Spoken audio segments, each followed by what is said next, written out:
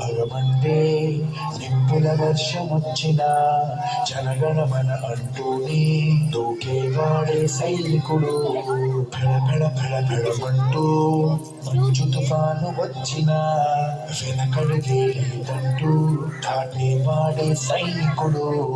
దడదడమంటూ దూతాలే దూసుకొచ్చిన గుండెను అడ్డు పెట్టి ఆపేవాడే సైనికుడు.